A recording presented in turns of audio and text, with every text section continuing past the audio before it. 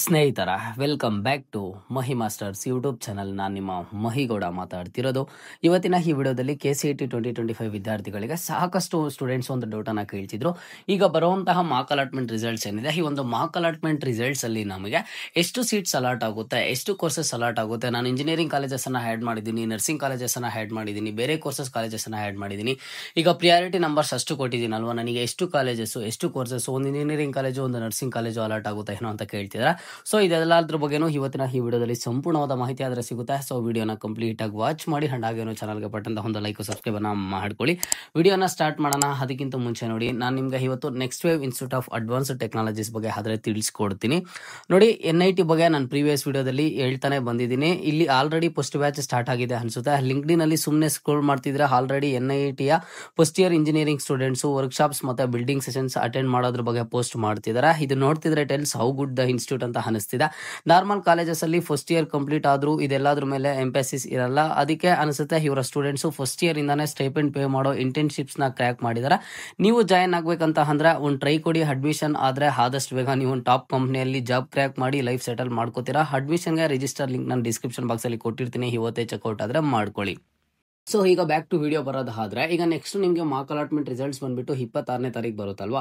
So ಈ ಒಂದು mark allotment results ಬಂದಾಗ ಜಸ್ಟ್ ನಿಮ್ಮ ಒಂದು CET ನಂಬರ್ ಅನ್ನ ಎಂಟರ್ ಮಾಡಿ ಕ್ಯಾಪ್ಚರ್ನ ಎಂಟರ್ ಮಾಡ್ತೀರಾ. ಈ ಬಾರಿ ಏನಾದರೂ OTP ಕೇಳಿದ್ರೆ OTPನೂ ಸಹ ಎಂಟರ್ ಮಾಡಬೇಕಾಗುತ್ತೆ. ಅಲ್ಲಿ ಸಿಂಪಲ್ ಆಗಿ ನಿಮಗೆ ಮಾರ್ಕ್ ಅಲಾಟ್ಮೆಂಟ್ ರಿಸಲ್ಟ್ಸ್ ಬಂದಾಗ ಈಗ ಒಂದು ಸ್ಟೂಡೆಂಟ್ ಬಂದ್ಬಿಟ್ಟು ಒಂದು 10 ಇಂಜಿನಿಯರಿಂಗ್ ಕಾಲೇಜಸ್ ಅನ್ನ 10 ನರ್ಸಿಂಗ್ ಕಾಲೇಜಸ್ ಅನ್ನ 10 ಬೇರೆ ಕೋರ್ಸಸ್ ನ ಆ್ಯಡ್ ಮಾಡಿದ್ದಾನೆ ಅಂತ ಅನ್ಕೊಳ್ಳಿ. ಆಗ ಅವ್ರಿಗೆ ಯಾವ ತರ ರಿಸಲ್ಟ್ ಬರುತ್ತೆ ಅಂತ ಕೇಳ್ತಿದ್ರ. ಅಂಡ್ ನೆಕ್ಸ್ಟ್ ಸ್ಟೂಡೆಂಟ್ಸ್ ಏನ್ ಕೇಳ್ತಿದ್ದಾರೆ ಅಂತಂದ್ರೆ, ಫಸ್ಟ್ ಒಂದು 5 ಇಂಜಿನಿಯರಿಂಗ್ ಕಾಲೇಜಸ್, ಫಸ್ಟ್ 5 ಒಂದು ನರ್ಸಿಂಗ್ ಕಾಲೇಜಸ್, ಈ ರೀತಿ ನಾನು ಆಪ್ಷನ್ ಎಂಟ್ರಿ ಪ್ರಿಯಾರಿಟಿ ನಂಬರ್ಸ್ ನ ಕೊಟ್ಕೊಂಡ್ ಬಂದಿದ್ದೀನಿ ಅಲ್ವಾ. ನನಗೆ ಮಾರ್ಕ್ ಅಲಾಟ್ಮೆಂಟ್ ರಿಸಲ್ಟ್ ಅಲ್ಲಿ ಎಷ್ಟು ಸೀಟ್ಸ್ ಆದ್ರೆ ಅಲಾಟ್ ಆಗುತ್ತೆ, ಎಷ್ಟು ಕಾಲೇಜಸ್ ಆದ್ರೆ ಅಲಾಟ್ ಆಗುತ್ತೆ ಅಂತ ನೀವು ಕೇಳ್ತಿದ್ದೀರಾ. ನೋಡಿ, ನೀವು ಎಷ್ಟೇ ಕಾಲೇಜಸ್ ಅನ್ನ ಆ್ಯಡ್ ಮಾಡಿರಿ, ನೀವು ಎಷ್ಟೇ ಕೋರ್ಸಸ್ ಅನ್ನ ಆ್ಯಡ್ ಮಾಡಿರಿ, ನಿಮ್ಗೆ ಒನ್ಸ್ ಮಾರ್ಕ್ ಅಲಾಟ್ಮೆಂಟ್ ರಿಸಲ್ಟ್ ಏನ್ ಬರುತ್ತೆ, ಮಾರ್ಕ್ ಅಲಾಟ್ಮೆಂಟ್ ರಿಸಲ್ಟ್ ಬಂದಾಗ ಅಲ್ಲಿ ನಿಮಗೆ ಸಿಂಪಲ್ ಆಗಿ ನೋಡಿ ಏನ್ ಬರುತ್ತೆ ಅಂತ ಅಂದ್ರೆ, ನಿಮ್ಮ ಒಂದು ನೇಮು, CET ನಂಬರು, ಜೊತೆಗೆ ನಿಮ್ಗೆ ಯಾವ ಒಂದು ಕ್ಯಾಟಗರಿಯಲ್ಲಿ ಸೀಟ್ ಅಲಾಟ್ ಆಗಿದೆ ಅಂದ್ರೆ, ನಿಮ್ದು ಈಗ ಕ್ಯಾಟಗರಿ ಸ್ಟೂಡೆಂಟ್ 3A ಇದ್ರೆ 3A ಅಲ್ಲಿ ಅಲಾಟ್ ಆಗಿದೆಯಾ, SNQ ಕೋಟಾದಲ್ಲಿ ಅಲಾಟ್ ಆಗಿದೆಯಾ ಇಂಜಿನಿಯರಿಂಗ್ ಸ್ಟೂಡೆಂಟ್ಸ್ಗಾದ್ರೆ, ಇಲ್ಲ ಅಂತಂದ್ರೆ GML ಆಗಿದೆಯಾ ಏನೋ ಅಂತ ತೋರಿಸುತ್ತೆ. ಜೊತೆಗೆ ನಿಮ್ಗೆ ರಿಸಲ್ಟ್ ಬಂದಾಗ ನೀವು ಆಪ್ಷನ್ ಎಂಟ್ರಿಯಲ್ಲಿ ಎಷ್ಟೇ ಕಾಲೇಜಸ್ ಅನ್ನ ಆ್ಯಡ್ ಮಾಡ್ಕೊಂಡಿರಿ, ಎಷ್ಟೇ ಕೋರ್ಸಸ್ ಅನ್ನ ಆ್ಯಡ್ ಮಾಡ್ಕೊಂಡಿರಿ, ರಿಸಲ್ಟ್ ಅಲ್ಲಿ ನಿಮಗೆ ಕೇವಲ ಒಂದೇ ಕಾಲೇಜೇ ಅಲಾಟ್ ಆಗುವಂಥದ್ದು. ಆ ಕಾಲೇಜಲ್ಲಿ ಈಗ ಒಂದು ಕಾಲೇಜಲ್ಲಿ ನೀವು ಡಿಫ್ರೆಂಟ್ ಕೋರ್ಸಸ್ ಅನ್ನ ಆಪ್ಷನ್ ಎಂಟ್ರಿಯಲ್ಲಿ ಮಾಡಿರ್ತೀರಲ್ವಾ, ನಿಮ್ಗೆ ರಿಸಲ್ಟ್ ಸಿಗುವಂಥದ್ದು ಯಾವ ಕೋರ್ಸ್ ಅಲ್ಲಿ ನಿಮಗೆ ಸೀಟ್ ಅಲಾಟ್ ಆಗೋ ಹೋಗಿದ್ರೆ ಅದರ ಒಂದು ಕೋರ್ಸ್ ಮಾತ್ರ ಶೋ ಆಗುವಂಥದ್ದು, ಬೇರೆ ಯಾವುದನ್ನು ಸಹ ತೋರಿಸೋದಿಲ್ಲ. ನೀವೀಗ ಮಿಕ್ಸಪ್ ಆಗಿ ಒಂದು ಕಾಲೇಜಸ್ ಅನ್ನ ಕೋರ್ಸಸ್ ಅನ್ನ ಆ್ಯಡ್ ಮಾಡಿರ್ತೀರಾ ಅಂತ ಅನ್ಕೊಳ್ಳಿ, ಒಂದು ನರ್ಸಿಂಗ್ ಕಾಲೇಜು ಒಂದು ಇಂಜಿನಿಯರಿಂಗ್ ಕಾಲೇಜ್, ಈ ರೀತಿ ಆದ್ರೆ ಅಲಾಟ್ ಆಗೋದಿಲ್ಲ. ನೀವೇನ್ ಪ್ರಿಯಾರಿಟಿ ನಂಬರ್ ಕೊಟ್ಟಿರ್ತೀರಾ ಆ ಪ್ರಿಯಾರಿಟಿ ನಂಬರ್ ವೈಸ್ ನೋಡ್ಕೊ ಬರ್ತಾರೆ. ನೀವು ಫಸ್ಟ್ 10 ಕೊಟ್ಟಿರುವಂತ ಇಂಜಿನಿಯರಿಂಗ್ ಕಾಲೇಜಸ್ ಅಲ್ಲಿ ಸೀಟ್ ಅಲಾಟ್ ಆಗೋ ಹೋಗಿದ್ರೆ ಇಂಜಿನಿಯರಿಂಗ್ ಕಾಲೇಜಲ್ಲಿ ಸೀಟ್ ಅನ್ನು ಅಲಾಟ್ ಮಾಡ್ತಾರೆ.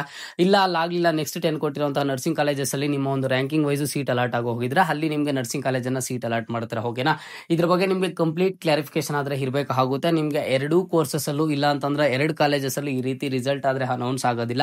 ಕೇವಲ ನಿಮ್ಗೆ ಒಂದೇ ಕೋರ್ಸು ಒಂದೇ ಕಾಲೇಜಸ್ದು ಒಂದು ರಿಸಲ್ಟ್ ಆದ್ರೆ ಅನೌನ್ಸ್ ಆಗುವಂಥದ್ದು. ಮಾರ್ಕ್ ಅಲಾಟ್ಮೆಂಟ್ ರಿಸಲ್ಟ್ ಬಂದಾಗ ನಿಮಗೆ ಕ್ಲಿಯರ್ ಆಗಾದ್ರೆ ಗೊತ್ತಾಗುತ್ತೆ. ನನಗೆ ನರ್ಸಿಂಗ್ ಕಾಲೇಜು ಇಂಜಿನಿಯರಿಂಗ್ ಕಾಲೇಜ್ 2 ಸಿಗುತ್ತೆ, ನಾನು ಯಾವ್ದಕ್ಕೆ ಬೇಕೋ ಅದಕ್ಕೆ ಹೋಗ್ಬೋದಾ ಅಂತ ಕೇಳ್ತಿದ್ರು. ಇಲ್ಲ, ನಿಮ್ಗೆ ಆ ರೀತಿ ಆಪ್ಷನ್ಸ್ ಯಾವುದನ್ನು ಸಹ ಇರೋದಿಲ್ಲ.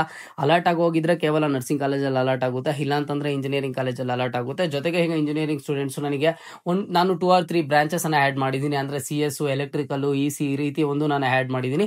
ನನಗೆ 2 ಬ್ರಾಂಚಸ್ ಸಿಗುತ್ತೆ, ಯಾವ್ದಕ್ಕೆ ಬೇಕೋ ಅದಕ್ಕೆ ಹೋಗ್ಬೋದು ಅಂತ ಕೇಳ್ತಿದ್ದಾರೆ. ಸೊ ಆ ರೀತಿನೂ ಸಹ ಇರೋದಿಲ್ಲ. ನಿಮ್ಗೆ ಒಂದು ಕಾಲೇಜಲ್ಲಿ ಒಂದೇ ಬ್ರಾಂಚ್ಗೆ ಸೀಟ್ ಅಲಾಟ್ ಆಗುವಂಥದ್ದು, ನೀವು ಕೊಟ್ಟಿರುವಂತಹ ಪ್ರಿಯಾರಿಟಿ ನಂಬರ್ಸ್ ವೈಸು ನೋಡ್ಕೊಬಂದು ನಿಮಗೆ ಸೀಟ್ ಆದ್ರೆ ರಿಸಲ್ಟ್ ಆದ್ರೆ ಅನೌನ್ಸ್ ಮಾಡುವಂಥದ್ದು. ಓಕೆನಾ, ಮಾರ್ಕ್ ಅಲಾಟ್ಮೆಂಟ್ ರಿಸಲ್ಟ್ ಬಗ್ಗೆ ನಾನು ಮತ್ತೆ ಹೇಳ್ತಿದ್ದೀನಿ. ನಿಮಗೆ ನಿಮ್ಮ ಒಂದು ಆಪ್ಷನ್ ಎಂಟ್ರಿ ಲಿಂಕ್ ಬಂದು 22ನೇ ತಾರೀಕು ಸಂಜೆ 6 ಗಂಟೆಗೆ ಕ್ಲೋಸ್ ಆಗಿದೆ ಅಂತ ಅಂದ್ರೆ ನಿಮಗೆ ಯಾವಾಗ ರಿಸಲ್ಟ್ ಬರೋದು, 26ನೇ ತಾರೀಕು ಮಾರ್ಕ್ ಅಲಾಟ್ಮೆಂಟ್ ರಿಸಲ್ಟ್ ಆದ್ರೆ ಬರುತ್ತೆ. Wishing you very all the best. ಎಲ್ರಿಗೂ ಸಹ ನೀವು ಅನ್ಕೊಂಡಿರುವಂತಹ ಸೀಟೇ ಸಿಗ್ಲಿ ಮಾರ್ಕ್ ಅಲಾಟ್ಮೆಂಟ್ ರಿಸಲ್ಟ್ ಅಲ್ಲಿ.